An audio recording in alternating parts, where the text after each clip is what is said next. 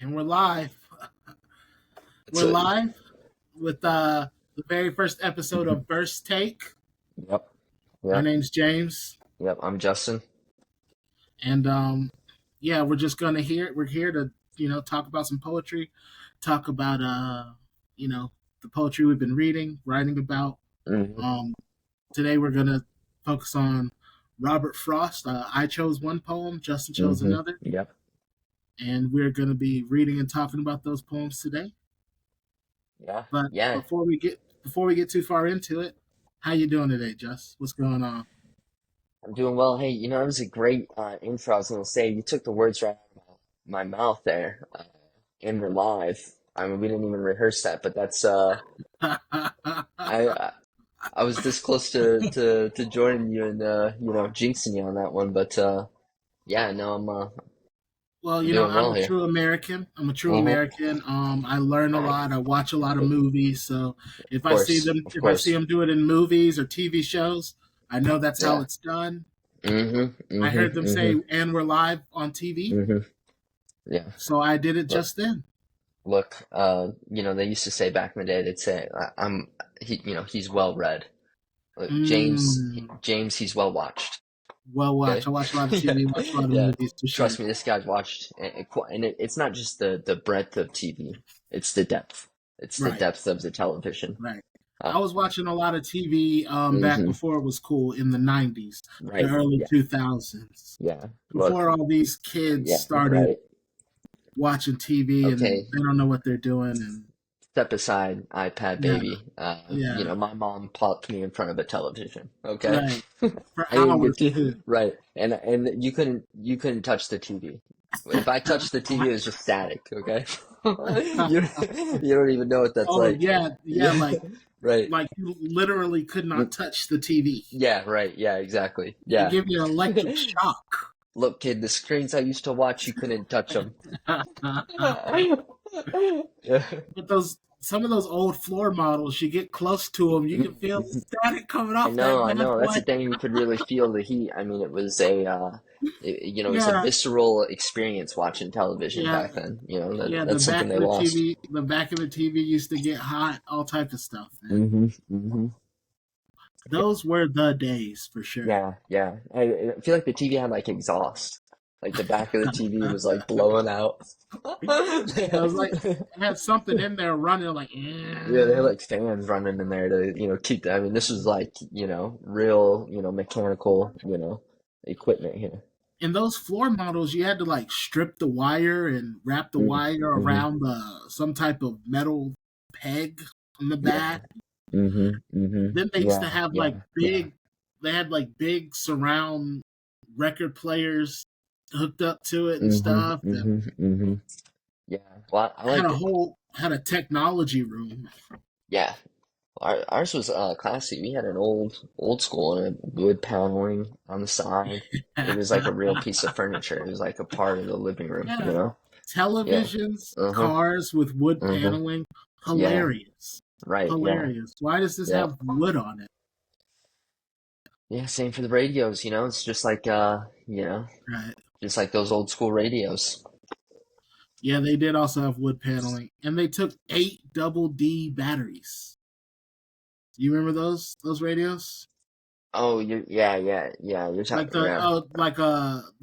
the boom boxes, the stereo. Mm-hmm. Mm-hmm. They took 8 double D batteries. Yeah. Eight, Yeah. eight You know, batteries. I always wanted to be able to like just go around town with one of those on my shoulder. Right. It was a little too late for that. No, for I sure. was born I was born just a little too late to be able Yeah. to pull that one off. It was already in the cartoons when I was growing up. I had a Walkman that had a radio on it though. Mm-hmm. Mm-hmm. So you Yep. could listen to 99.1 Mm-hmm. Mm-hmm. from the Walkman. Oh yeah. Yeah. Yeah. Yeah, that became So like, yeah, I thought that back was cool. original iPod. Well, hey, so we're talking about Robert Frost this week. We are Yeah. indeed. Yeah. Right. Robert Frost. What can't be said about Robert Frost? Yeah, what can't be? Let's start about what can't be. Well, yeah, Yeah, I mean, yeah, dude, that's the thing. Yeah, Robert Frost, yeah, one of the greats. I mean, I mean, he's pretty much a household name. I mean, he's as big as they get, really, with American poetry. True, true.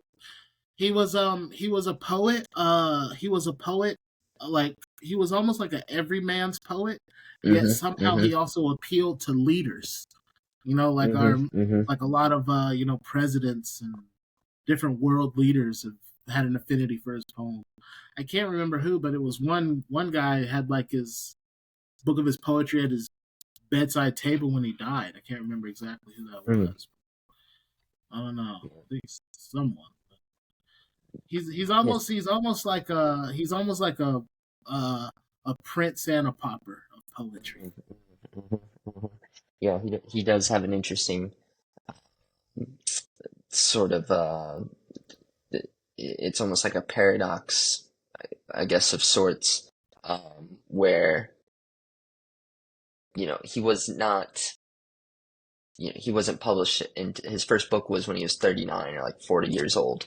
It Mm, took him a long time before he was recognized, during his while he was alive, and then also at the same time he sees himself being, almost like a celebrity, and being, a national figure, mm, reading, at John F. Kennedy's inauguration, and touring colleges, and he had a long time in his life where he was unknown, and then he was known by everyone, and he was just like the default, sort of poet at his time, of his time, mm, and also even since then, he spent so much time kind of being sort of an outsider. Now he's seen as sort of like a face of, like the vanguard, you know, um, almost and like the poetry establishment. hmm which is, yeah, I guess that's like that saying, you live, long enough to either see yourself become like the villain, or you die a hero, or see yourself become the villain. Um, Mm-hmm. you know, it. That's kind of interesting because Frost, his poetry is like a lot. It's a lot about nature. It's a lot Hmm. about sort of like sort of like the small moments in life Hmm. that Hmm. kind of like I guess you could call that maybe a bit of like common man poetry. Yeah, yeah. But then for him to now be seen as almost like an establishment poet, Hmm. Hmm. that almost kind of reminds me of some of the old blues guys honing Yeah, their yeah. talent through the 20s, 30s, Hmm. 40s, but Hmm. Hmm. years to decades later getting their flowers in the 60s, 70s sort of thing. Yeah, yeah. Funny enough, he had a similar time frame, where it was like in Okay. the 60s, 50s into the early 60s when he was getting his flowers. Mm. Um, but yeah, it also, going back to him being published when he was 40, that's the age that Edgar Allan Poe passed away, I believe. F. Scott Fitzgerald was 44. Um, Mm. just kind of in relation to some other kind of great American writers, that we didn't get to see. So he could have, if he had passed away, much sooner around that age, we'd have like a few, maybe just a few books, not nearly as much writing as we have now, and we'd be like, oh, how great, uh, this sort of Mm. unrealized talent. Uh, so it's kind of interesting where, it's getting into a whole other thing. If, say, F. Scott Fitzgerald saw the 60s. Mm. Um, That's interesting to think of it. yeah, yeah. Kind of reminds me of that Bob Dylan line. I heard the song of a poet that Hmm. died in the gutter. Hmm. Hmm. I think that's on A Hard Rain's Gonna Fall. Hmm. Yeah. But yeah, I heard the sound of a poet who died in the gutter. So, it's not a guarantee that some of these guys really live through their prominence. That's not Hmm. a Hmm. guarantee. Hmm. So, Yeah. Yeah, but yeah, and also to your point, Robert Frost, kind of an everyday man's poet. A lot of his poems are like, that pastoral style. mm, And it's there's always, and he's also, very much like a romantic. 'Cause it's like in nature. It's kind of, like it's always, the kind of, there's like this wisdom in like the rural life, um, Mm. a wisdom in nature. Um, he's often going off on his own into nature, and yeah, kind of following in the footsteps of like Thoreau and Emerson.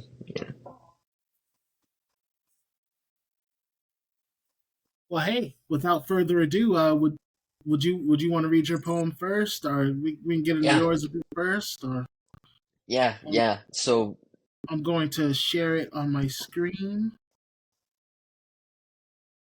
I'm going to share that, and this is "Good Hours" by yeah, Robert Frost, the poem that Justin's going to read for us, and then we'll be back. We'll be back in a second just to talk about it a bit.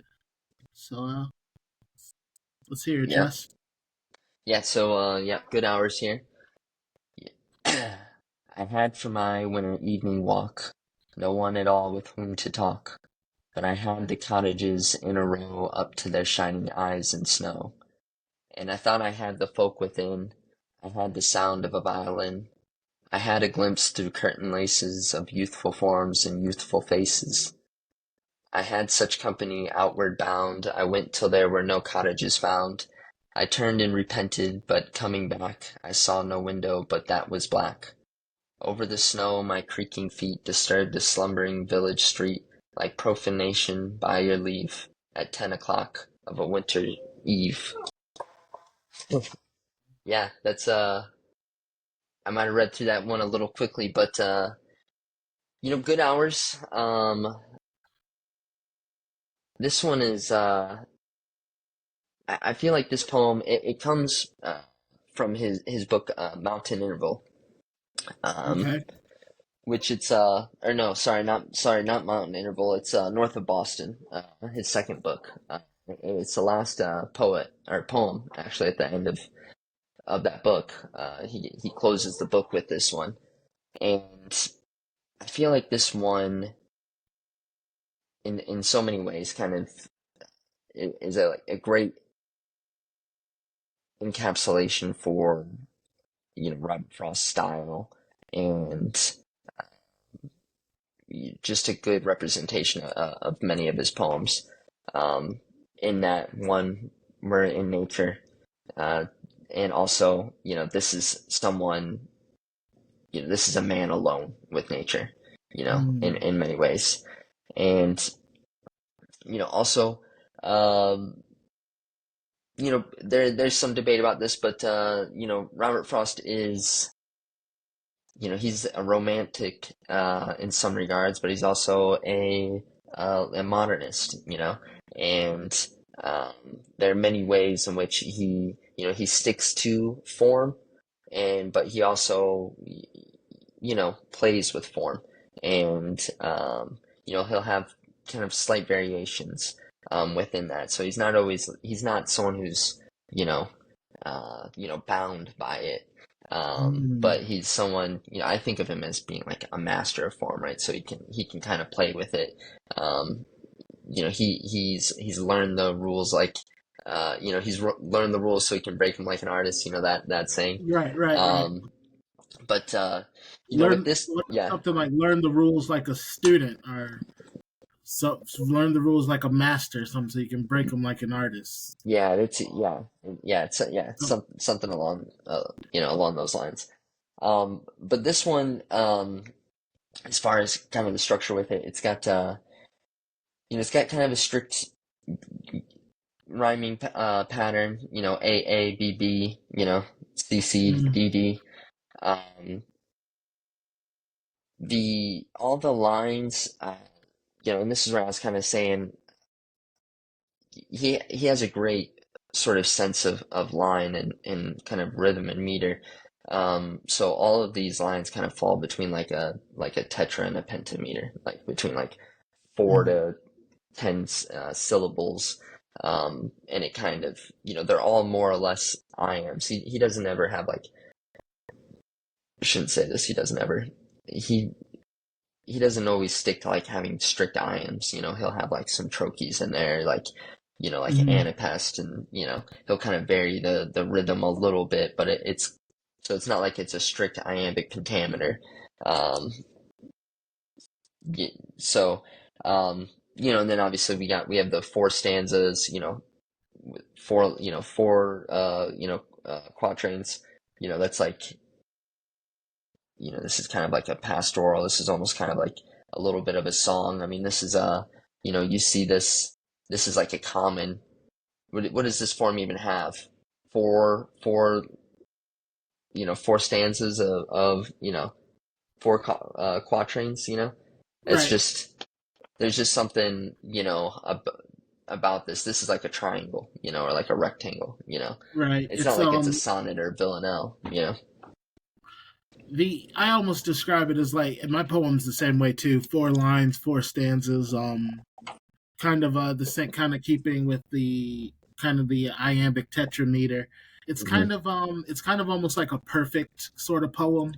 I don't know, like a Hmm. smooth river rock. That's kind of how I Hmm. remember Hmm. talking about it. It's almost Hmm. like a gem. It's almost Hmm. like a found thing, and it's odd because the poem that I chose, it he said, Frost said it came to him all at once. Hmm. It sort of came to him, all at once, almost like, so I imagine that almost like when you just happen upon a smooth river stone or something like that, like, so, kind of nice and round and even, and Hmm. it's almost like Yeah, a yeah, perfect around. Yep. square. Yeah, yeah, yep, yep. Yeah, definitely. Yeah. Um, one way though that Frost kind of sticks with tradition is that you know, he capitalizes the first line, the Mm, first letter of every line, regardless of if it's the beginning of a sentence or not. That's like mm-hmm, one way in which I just, notice that like he always, even if it's not like he kind of maintains those grammar rules like mm, all the time, mm-hmm, but with this poem, kind of getting a little deeper into what it's what the poem's about, or like an interpretation of it. What I take from this is, you have the poet here, and he goes on this solitary walk, every for he I had for my winter evening walk. I take from that it sounds like he does it more or less every day, 5 times a week. This is it. This is his winter evening walk, his evening walk. You know, he probably does this all year round. And kind of even going beyond that, the walk of the poet. This I kind of always with Frost, you have what you have on the surface, and then you could peel back a layer or two, right? And say right. that, maybe this is the journey of the poet. Maybe this is the labor, the work of the poet, of the artist, or of himself, right? And so he had for my winter evening walk, no one at all with whom to talk. But I had the cottages in a row up to their shining eyes in snow.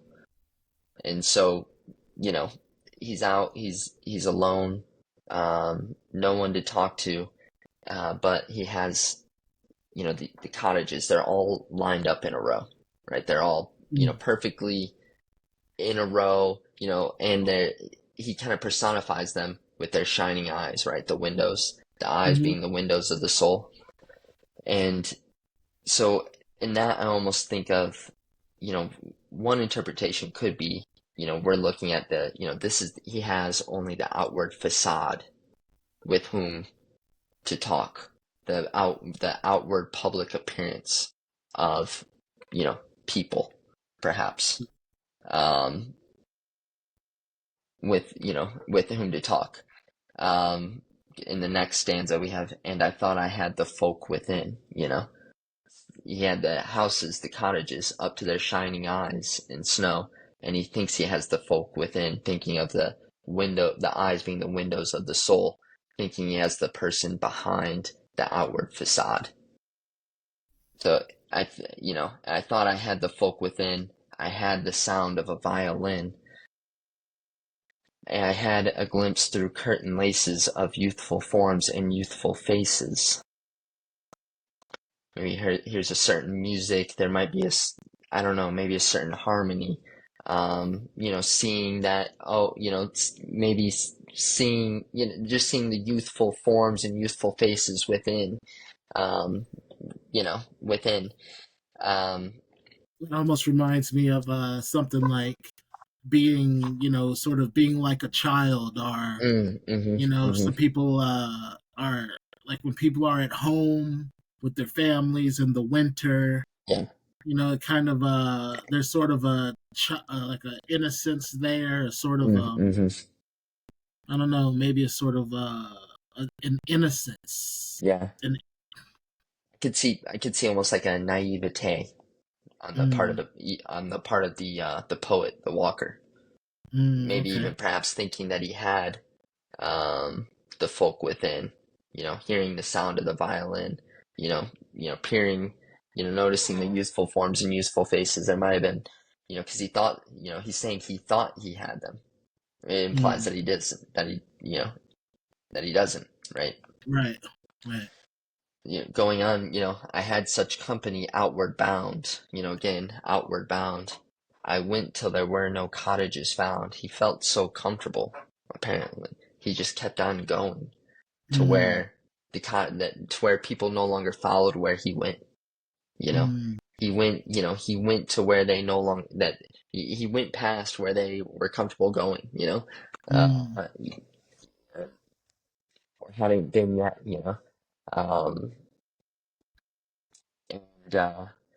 went, until there were no cottages found. I turned and repented. He turned, he repented of his ways. Right. He went back to the houses. But coming back, I saw no window, but that was black. All the shining eyes are now closed. Right, and now shut. Right. And the people behind him are gone. Right. Now oh, I thought I saw these youthful forms, and I thought I heard a violin, and but no. And over the snow, my creaking feet. I almost think he's like sneaking in here, almost. But you also, I grew up in Ohio. I know you grew up in the South, but especially, I've walked in the snow at night. It really does. Just that crunch, you would never hear it during the day.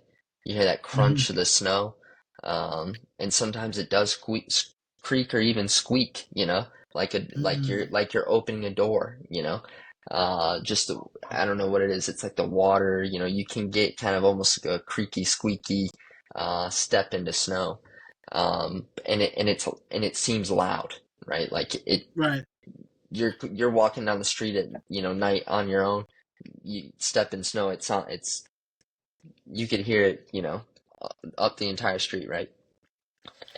I haven't experienced too much snow, but I've experienced enough snow to know that like whenever the ground's like covered with it, it is sort of everything is sort of quiet. It does sort of blanket the sound, like blanket the landscape, kind of diminishing like the ambient noise. It sort of definitely diminishes, the ambient noise. Yeah. Well, and then also you don't have any green foliage, right, to help capture some of that noise, But, over the snow, my creaking feet disturbed the slumbering village street. Like profanation, like to profane something, right? Right. To like make something profane. He was profaning the street by coming back at night, almost almost like he was, buying. He is to the night as his footprints are to the snow itself. The same way his footprints mark the snow. He is almost marking the street as he returns. Right. Yeah. Yeah. Yeah, and I mean he is, if you think about him, he's leaving even physically again with Frost, like there is a physical thing going on. He is Mhm. literally marking the street by walking through the snow. He's leaving tracks behind. Right. And these are tracks left after everyone's, been gone to bed, right? Right. And so, and then that, buy your leave, that's kind of an old way. I actually looked it up just to make sure because, that buy your leave is like an old, wo- it's kind of an old phrase of, um, kind of an old English phrase of, saying like buy your permission. Mm. Um, doing something, if I did something by your leave, I'm doing it by your permission. Okay. Um, and so, by your leave at 10 o'clock of a winter eve. Um, so kind of again, I think of, like the grand metaphor, I think it is Mhm. that, here's the poet, doing almost maybe even in thought, he's Mm. going to places where other people are not going.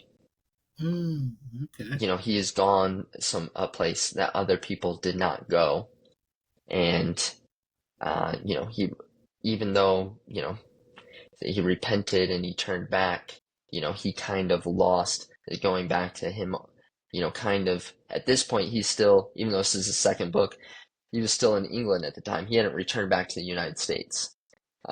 He wasn't the, famous, he wasn't a famous poet. Um, he he sold his farm at, like 37 and moved his family to England. Like this guy, he's not exactly doing like normal things, Right. things that like, a practical person might do. And, him coming back, almost, trying to come back to into the fold. And, Sort of sometime, not being greeted, not having yeah, anything to greet him. maybe maybe there's a certain naivete. He felt comfortable, he thought he had the people around him. He went off and he kept on walking. He should have Okay. turned back. He Mm. would have still Okay. had the light of the houses. Something that's interesting to me is the name of the poem is Good Hours. It's almost like, Hmm. it just kind of makes me think like the good hours that one may spend with their family after school, after work. You spend Oh, time with your family, you might hear the violin, you might yeah, hear, yeah. youthful faces Hmm. through Hmm. curtain Hmm. laces. Hmm.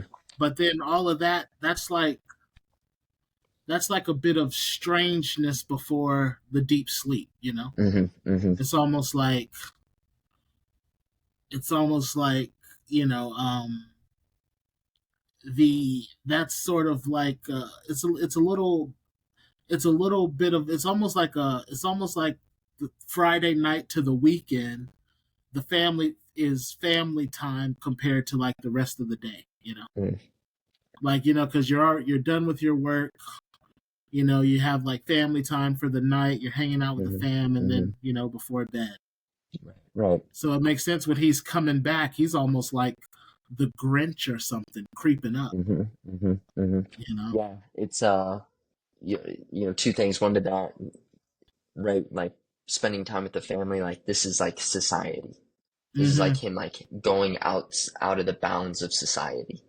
Right. And kind of like, you know, if he had been spending, time with his family or like with society, then he would have been like in the house rather than Right. outside, walking. And the good hours is also um, an old English term, keeping good hours, one who keeps good hours. Mm. It kind of goes back to like bankers and like bankers' hours. Um, Okay. it is that was something that I had looked up as well. Um,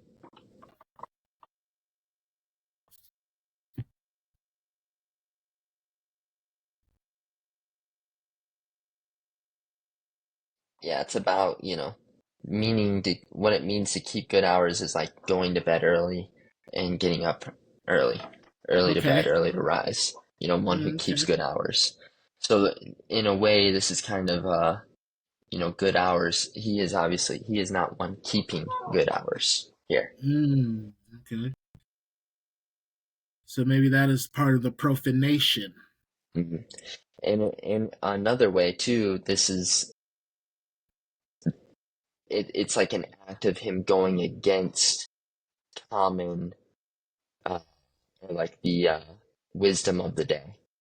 Mm, okay. The Yeah. wisdom of the day is like to keep good hours if you want to be successful Just or if you want to do things, yeah, a good be well person, off. right? Yeah. Uh-huh. Okay. Right. Right. Yeah. You know, And there are a lot of similarities between the poem you chose and the poem I chose. mm, I mean, mm. it makes But sense that they're by the same poet, and they're both sort of, they have a lot of it's funny how that theme. happens. Yeah. Yeah. It's Yeah. just a lot of things because my Yeah. poem also has allusions to Mm, society and mm-hmm. versus the wilderness and Yeah, yeah. the right thing to do versus the wrong Mm-hmm. thing to Mm-hmm. do, and Right. Yeah. so these are common themes with Mr. Yes. Frost. Yeah. No, absolutely. And I mean that's a common theme of his is like, the individual, going back to sort of like those romantics and the transcendentalists. I mean, that was Ralph Waldo Emerson, going and, Mm, these nature themes and, uh, yeah, the themes of nature, and man and nature and society. It's kind of always they're very much society and nature kind of pitted against one another in Frost's work often. mm. Interesting tug of war. Interesting tug of Hmm. war, Hmm. and Yeah. also Frost. Frost. There's also the tug of war of Frost being the modernist, being pulled Hmm. by Hmm. sort of those transcendentalists. But as a Hmm. modernist, he almost believes in the state. I mean, he became almost like a state poet, you know. So we Yeah. definitely have the state and modernism, the Hmm. state and Hmm. modernism in Robert Frost, because he's never so cynical as to become postmodern. I don't think I've ever really read anything by Robert Frost that I would quite consider postmodern. But Right. but he does contrast his meta narratives with with allusions to nature versus society, whereas nature represents things such as freedom, individuality, and a certain maybe a certain like youthfulness or a certain energy, and society is almost like the place of responsibility, the place of almost like death and you know um it's odd, like people might think the frost in his name would refer more to the winter he writes about, but Mm. it almost refers more to the society he escapes from sometimes, Mm. Yeah. Yeah. because my Yeah. poem also takes place in the winter, and it also takes place outside of town, Mm. so you know Yeah. So what poem did you go with? I went with stopping by woods on a snowy Mm. eve. Hmm. Yeah. um Right. That's I right. was were you were you Well, no, how I mean, long? I think we kind of covered. I think we covered, the poem. Hmm. I think I don't know if there's anything else you want to add to it. Um, I No, feel. I mean, there's a lot of similarities to the poem, Hmm. so I'll be as I go over my poem, there will be Hmm. Yeah. allusions that I'll make, and Hmm. there'll be things that could apply to your poem as well. Right. Um, And I don't want to spoil your and poem, so I'm not going to say. I mean, I know it well. I'm not going to say anything about it though. well, So I would this like you is, to kind of, as after I read it, to yeah. kind of respond to some of the points I I make. think right now I'm more like the horse, just kind of giving a little shake, just wondering why we're still standing here looking at the trees right now. Well, Yeah. without further ado, Yeah. we'll go by stopping by the woods on a snowy evening. and I've liked this poem since I was a child. Hmm. Hmm. But as the more and more I read it, as the years go on, I almost get more and more from it. You know. So this is Stopping by Woods on a Snowy Evening by Robert Frost. Whose woods these are, I think I know. His house is in the village, though. He will not see me stopping here to watch his woods fill up with snow. My little horse must think it queer to stop without a farmhouse near, between the woods and frozen lake, the darkest evening of the year. He gives his harness bells a shake to ask if there is some mistake. The only other sounds the sweet of easy wind and downy flake. The woods are lovely, dark and deep, but I have promises to keep, and miles to go before I sleep, and miles to go before I sleep. Stopping by Woods on a Snowy Evening, poem, I believe it's from the 1920s. I'm not quite sure which book it's from. But it is a very famous poem by Mr. Robert Frost. 4 stanzas, 4 lines, and each line has 4 iambs. Iambic tetrameter, I guess you could call it. And this is like it's similar to Justin's poem. I think he went back and forth between tetrameter and pentameter a little bit with Hmm. Right. with your Yeah, poem. this is a little bit more. This is a little more Strict tetrameter. Hmm. Hmm. This poem is almost like a perfect circle or a perfect square, a Hmm. river rock as I Hmm. describe it. Hmm. It's almost like a found work, and as I said, a little bit interesting. It as a little what I said interesting was from a little bit earlier is the poem almost it almost appears to Frost in a hallucination. He said he was writing all night. He was working on a much more complex poem all night, and then I think he walked outside or got a cup of coffee or something, and this poem just hit him like a stone. It hit him it just sort of hit him all at once, and he wrote it in literally just a few minutes. So the poem sort of presents itself phenomenologically. It sort of presents itself. It presented itself to the poet as a phenomenon, and also it presents itself to us as a phenomenon. Just like the woods present themselves to the narrator as a phenomenon. The narrator stops and notices the woods, seemingly as how we stop and notice this little poem. And so this poem's almost like a little gem. It's like found. It's almost like something to appreciate. You know, like just almost like I said, like a nice river rock. Um, but the same way that this poem is so easily digestible, it's so easily readable, and it's almost found, like we were talking about, similar to how the age where you're walking around looking at river rocks and stuff like that. That age cannot last. We must all grow up. We must all move on. The same with this poem. This poem could not last. It's just 4 short stanzas. And not only can the poem itself not last, the narrator cannot stay in the woods. He must also be ushered off. So the poem ushers us off. The time in the poem for the narrator, he is also ushered off.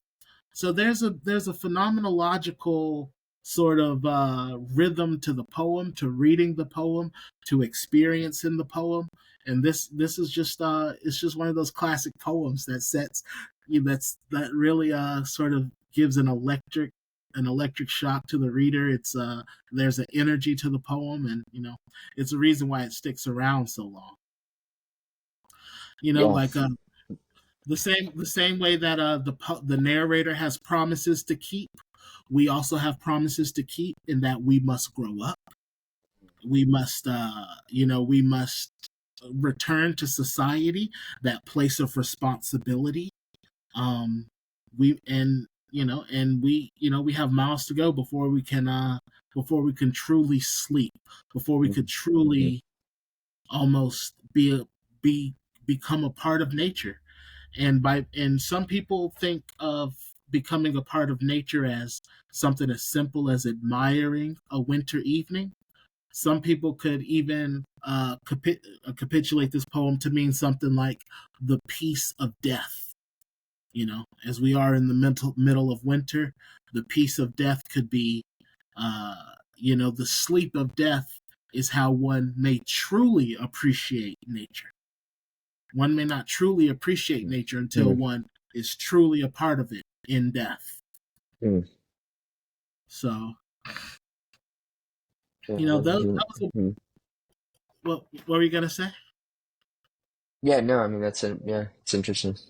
All right, but that was just some structural analysis of the poem, just sort of what we could gain from just sort of giving it a reading, a couple readings, and just sort of looking at the what the rhythm of the poem, and different things like that. A more poetic a more poetic analysis. One of the things that I find interesting about the poem is when we start off, we don't know whose woods they are, but whoever's woods these are, he has a house in the village. Right. You know what I mean? That is true. He's somewhere in the village. Right. And he's not going to notice us here in his woods. Almost like parents don't notice their kids when they're playing outside, or something like that. Yeah. We're almost in a place where we are beyond authority. There isn't a farmhouse near. The owner of the woods isn't here. So not only are we on the outskirts, just like in your poem, we're on the outskirts. Right. We're away from authority. Not only that, it is the darkest evening of the year. Right. The winter solstice. Yeah, it's down point in the year. Yeah.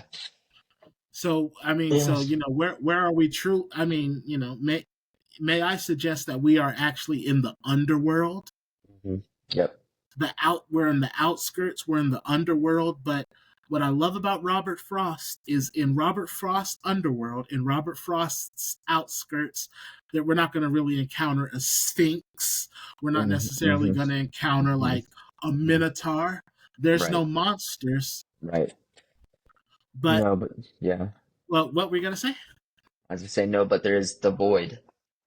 There is the void. There is definitely the void. Yeah. And I like something I always say, when you're in the underworld, when you're on the outskirts, strange things start to happen. But it's strange in the Robert Frost sense, because the first thing that happens that in the poem that lets me know we're in the underworld is we start being able to understand the horse. We start speaking to the horse. Okay, the horse. Now the horse thinks it's queer. Right.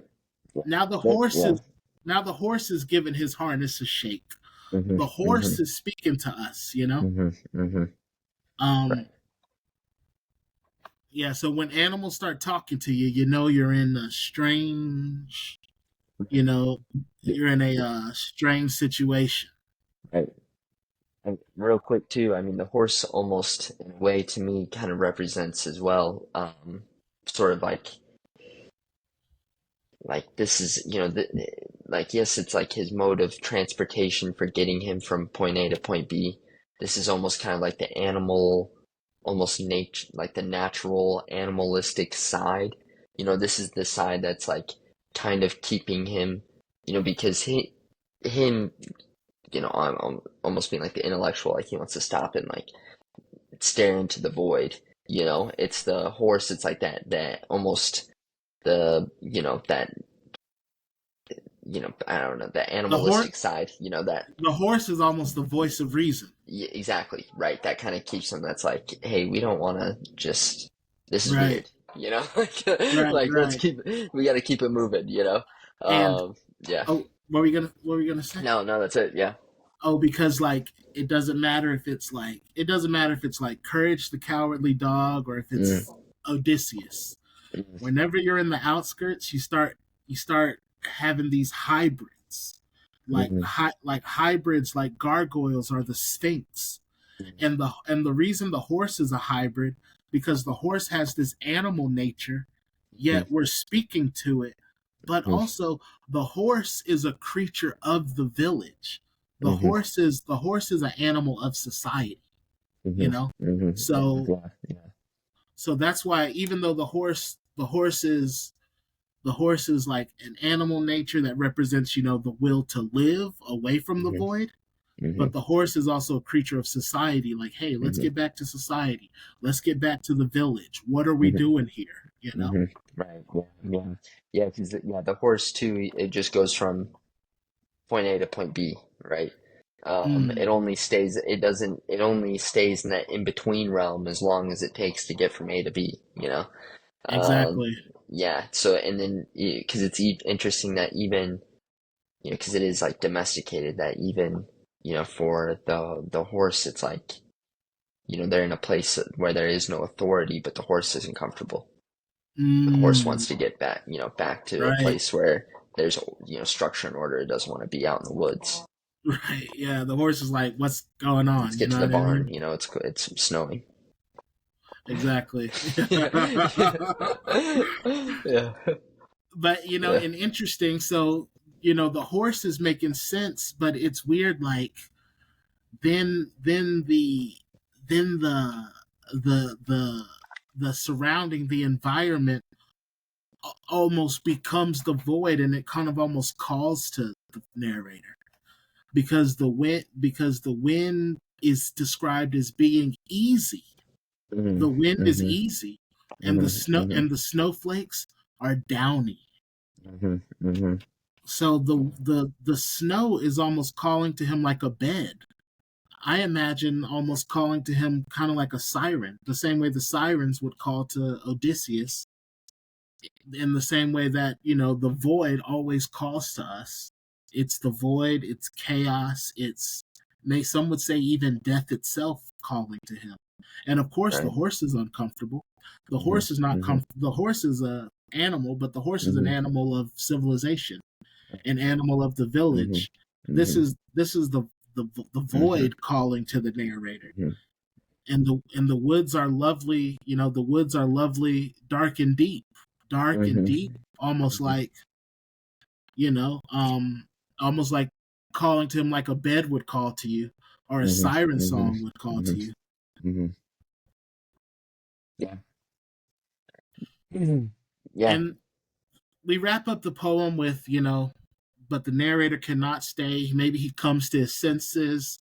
Who knows what happens? He has promises to keep. But the last two lines I read as almost like a mantra against the void.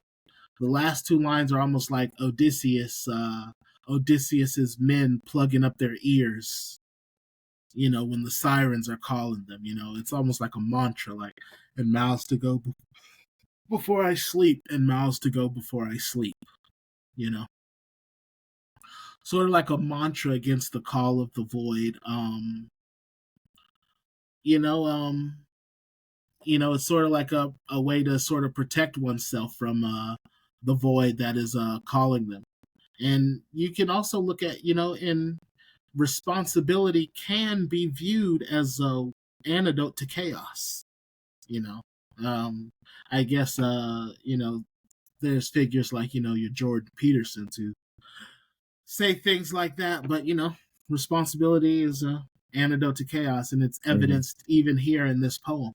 I was gonna say, yeah. And so in both these poems, I feel like this in both poems, though, you can almost say like Robert Frost might have been like a Jungian, you know? Mm. Yeah. Um, one thing I like about this poem, real quick, is that in the first like the first two stanzas, like you're basically like setting. He's like giving us the setting, giving us the characters. We have, Mm. it's him, it's a horse. We're out in the woods. We're outside of society. It's the darkest night of the year. We have the void. We're outside of the realm of authority. And then in part three, we have, in stanza three, we have it's kind of broken into two. You have, this sort of animal nature. He gives the harness bells a shake. He's almost setting off an alarm. Mm-hmm. Whereas, juxtaposed in the second half of it, the only other sounds the sweep of easy wind and downy flake. Going to your point about it being a siren, it's almost like, yeah, it's almost like calling him to like bed, you know? You have this Right. like easy, restful, peaceful, I could just lay down here, but you're not gonna make it through the night, you Right. know? Exactly. You know, and you're not gonna make it, through the night if you do that, but um, and then basically the answer to that is almost like it's almost like will. He almost like wills himself out of that, right? Because he has Mm-hmm. promises to keep, you know, Right. and miles to go before I sleep, and miles to go before I sleep, Like he has things that he has to do before he can relax or rest Give or into the void. right, yeah, yeah, before he can lay down and yeah, also and give into the darkness, close his eyes. Right. Uh, so it's it's interesting. I mean, it's kind of existential as well. I mean, you could say, this Mm-hmm. could be the dark night of the soul. Right. Um, and this is his answer to it. Um, And yeah. I'm glad that, and I like that you said the dark night of the soul, because it's the winter solstice, the darkest evening of the year. I already Hmm. spoke about us being in the underworld, but in a Hmm. cosmic sense, a more Hmm. cosmic analysis, we are almost like, it's almost like in bed with the goddess. If you Hmm. want to go to Hmm. like Jungian archetypes or the hero's Hmm. journey, we're in bed with the goddess. The, like, in bed with the siren calls to you, the void calls to you, the goddess calls to you. Lay down, sleep here, stay here. Hmm. Hmm. You know, and and it's interesting how we're between woods and frozen lake. The frozen lake, that reminds me of Dante's Inferno. If we want to take it to Hmm. that cosmic place, the Hmm. woods remind me of, like, the woods of chaos. What's Hmm. that forest? The forest in German folklore, the Teutonic forest, maybe. Um, but in German folklore, that forest is like, magical. There's Okay. weird Okay. magical things in the forest, and so Hmm. he's between woods and a frozen lake, and getting Right. called to by sirens. And I mean, Hmm. this is almost the underworld. It reminds me of Edgar Allan Poe's poem, under, Hmm. Right. Yeah. Dreamland. Yeah. You Yeah. know, Yeah. Yeah. Yep. Yep. Yeah. and That's yeah. oh, No, go go. for it. I was just gonna say, and he mentioned it's the winter solstice, and he has this brief respite by these woods during the winter solstice. The sun also has a brief respite on the winter solstice. Mm. From the 21st to the 24th, the sun Yes. doesn't Right. get high in the sky at all. Hmm. The Right. 25th, Hmm. December 25th, is like When the it first rises day, again. yeah, that the sun gets high in the sky, or kind of Uh-huh. high in the sky. Right. Yeah. Yeah. You And then know, it starts its upward trajectory. exactly. Right. It rests for 3 days and then it gets back up. The sun does rest for 3 days and get back up, and just like the narrator rested for a bit, then kept going, the sun also has promises to keep. Mhm. You know, Yep. and Mount Yep.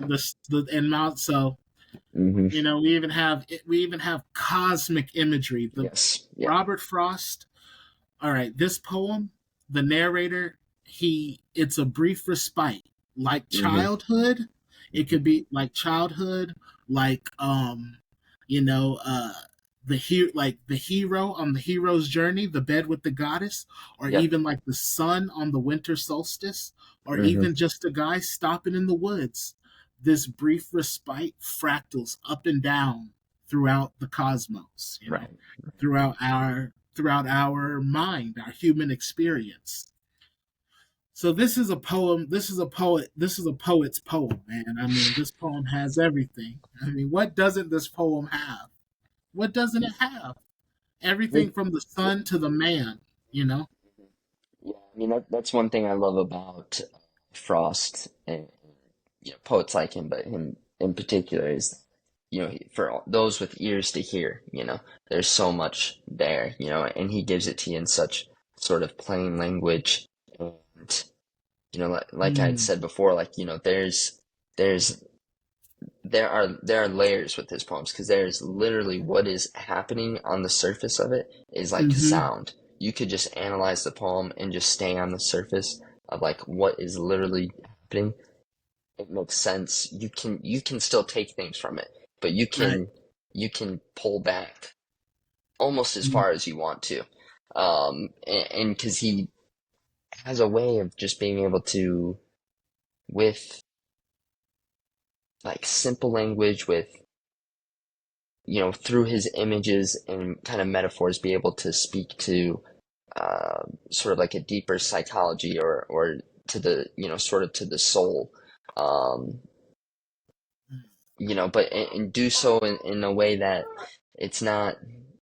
He doesn't just come out and say it. I'm not quite hitting what I want to what I want to get at. I know what you you know mean. but yeah, he just has a way of, with through plain language, through simple images, you know be able to touch on something that is, that obviously it goes beyond the page. Mm. You know, Yeah. um, I wrapped up my notes by saying this poem is almost like a fractal with many levels of analysis. Just stopping in the woods, a brief hmm respite, a state of dark ecstasy in the bed hmm with goddess, far from home where one must resist the siren song, and more cosmically, a recapitulation of the sun as it too journeys the dark underworld of fall and winter. So it's almost it's deceptively simple, the same way that a siren song can be deceptively beautiful. One may think, well, I can write a poem with this much cosmic analysis, or this much range, or this many layers like an onion. Much easier said than done. Much easier said than done. yeah, yeah. Well, I think part of why it has so many layers is because that it speaks to uh like almost the true nature of the soul. I Mm, feel like he's actually touching on something that is greater. You can't sort of manufacture, like the depth. You know, mm, mm-hmm. it's just like with, like soul music. Maybe children might not be able to listen to soul music and really be able to feel it. Mm, That's why mm-hmm. it takes like years, like Right, blues or soul, or like, certain kind of forms of music where, you hear, and it's usually music that's like made by older people already, right. you know, Mm-hmm. because this Stopping by Woods is also a later poem from him. I mean, he already was older when he started publishing, Mm-hmm. um, but it has a certain sense of soul. It speaks to the human condition. And why we're able to um, use it to see so much more than what is just On the page. right. Yeah. Um, so he's a master storyteller. He's a As well as master, man. yeah, as well as just being able to you know master the art of like putting words together well. Like that's Right. one skill. He puts like He puts he words together right. excellently. Yeah, he's like the best. Maybe one of the best verse writers. American verse writers. And Yeah. there were so many poems to choose from. It's kind of hmm hmm when and to be honest, I didn't look at the poem that you chose hmm for a while, hmm and but when I did look at it, it just kind of struck me a bit as to how similar um they were, how similar the hmm poems that we both chose were. hmm hmm Yeah, I mean they're both going through snow. Yeah, nice. Yep. Winter, and I mean, dude, a bunch of poetry here. Like Yep. I Yeah. went through a bunch of them. I Uh-huh. just, but Stopping by the Woods has just always been my favorite. Do you have One did of you my have any favorites. uh ones that you almost went with? what was your second choice? Well, before I say the second choice, the first one that I might wanted to do was "I Wandered Lonely as a Cloud," but that was by William Wordsworth, actually. Right, yeah. Um, I can't. I mean, I don't know why I thought that was Robert Frost. Oh, I was going to do "Fire and Ice." right. So it was Some say the world will end in fire. Some say in hmm ice. yeah, it's Oh, and what was the other one I wanted to do? Man, I can't think of it now. There was the one where the boy died. That was out. hmm I thought about Yeah, that one as well. It's a great one. Yeah, yeah. Right. that one is fantastic. I thought about that one. I To also be thought honest, about yeah. oh no, go. What were you gonna say? I was gonna say I thought about doing one called putting in the seed. Okay. And you wrote about that one on your Substack, actually. I did write about that one. Thank you for reminding me. Oh, and no, one that I also thought about doing was "Nothing Gold Can Stay." Nothing gold can stay. That was the first poem that ever really caught my attention as a child. Like beyond, Really?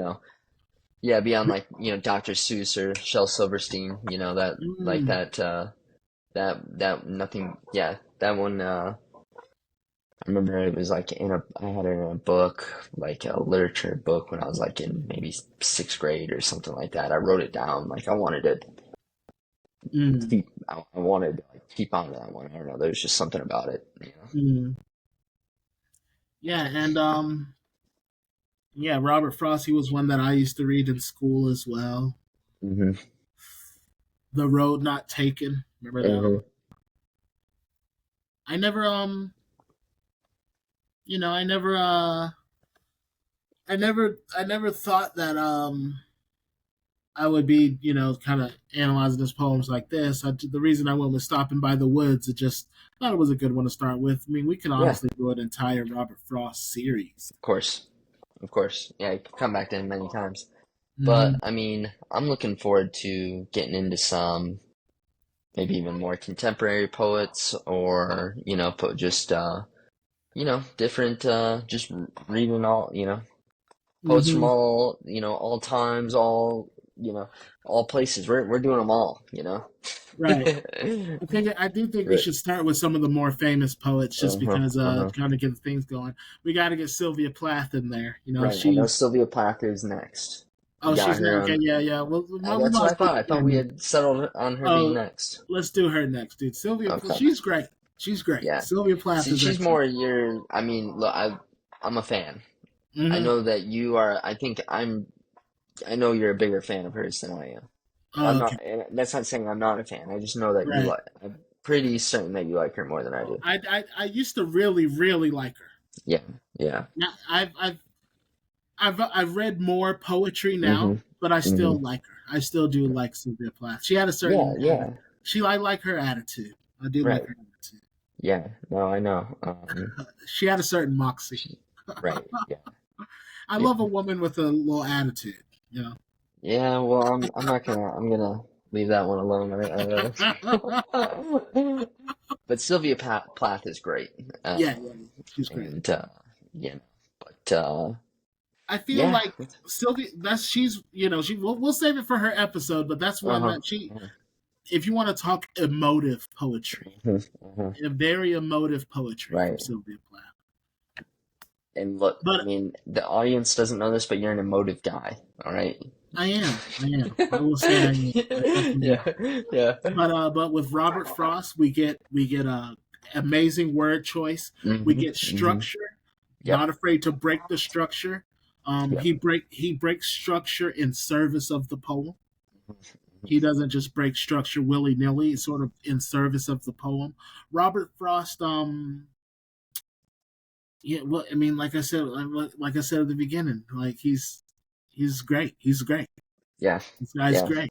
Yeah. I mean, all I want to say in closing on Robert Frost is that, I think what makes him great, I think what makes him revered and also, maybe in some circles today reviled is Mm, that uh, he is truly an American poet and someone, a poet who embodied American ideals at the time. mm, And uh, and as you said, I mean, he has, he mastered his form and he embodied, sort of the spirit of the times mm. and of the day. And, perhaps maybe a little, I don't know, maybe a little too late, because in a way he's almost like a reverberation of an Yeah. earlier time. Hmm. Um, because he's actually not as old as you might think, Right. too. Like it wasn't that far back in the past. He passed away in 1963, you know. Um, Some of he his poems could fit in 1833. exactly. That's what I'm saying. He could be in the mid 1800s, and he Slip right in with Thoreau and Wordsworth and all those guys. mhm, right, yeah.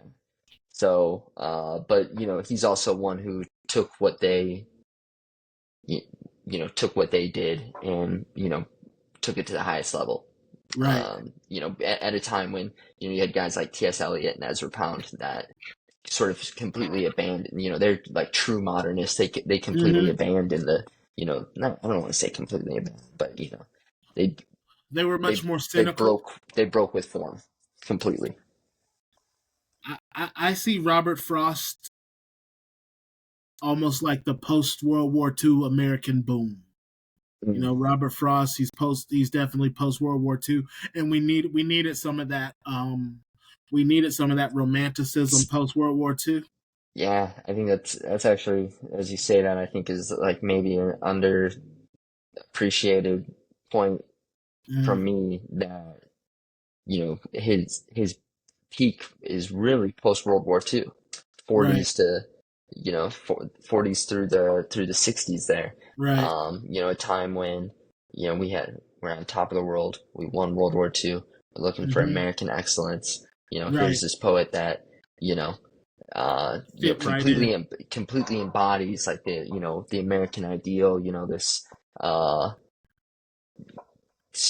I mean, This American everyday. exceptionalism, you said it. Yeah, yeah, yeah. So, And um, in a time where in a time where we're kind of coming off the whole beatnik thing, hmm where they hmm were kind of some of the, and like you said, like the T.S. Eliots and the beatniks, and even a little bit of the, they were more kind. They had a little bit more cynicism. right. Yeah, You know, yeah, and they were, they were not for the average American. no, Robert Frost was someone that anyone could read. right, I mean, there's levels in which you could appreciate him, or exactly. even under, maybe on further deeper levels of understanding, where, Ivy Leaguers at the time, I watched a documentary with him, reading his poets and reading his poems and talking with, kids that were, I think at like Stanford or something, Mm, one of the top schools at the time, but he's also someone that just anybody could read. They were talking to high school students. They were interviewing people around Massachusetts about, their favorite poet and if they knew Robert Frost. And it was like from children to full middle-aged mm. adults who knew him and knew what his, had a favorite poem by him. So, uh, Like we said earlier, man, he's like the Prince and the Pauper. hmm He's almost hmm like, he's almost like the old guy. But he can be like appeal to the younger crowd. You can read his poems in second grade when you're hmm set or when you're 70 years old. Right. Yep. Yep. He's a poet's poet. He's the people's poet. He's an hmm American poet. hmm hmm He's the post World War II par excellence. Right. Right. Well, I mean, hey, he started the tradition too of, a poet, reading a poem at the inauguration of a president. I Okay. look at So right. that started with Kennedy. Yeah, Okay. Wow. I yeah, didn't know that. and Didn't with know that. Frost up to this day. Last was I think was it Amanda Gorman Okay. Well, hey, with Biden. So You know? So yeah, like I mean, he's like world leaders. Everyone from children to world leaders can appreciate Right. Robert Frost. Yeah. Well, hey, man. I mean, great talk. Yeah, I think fantastic, man.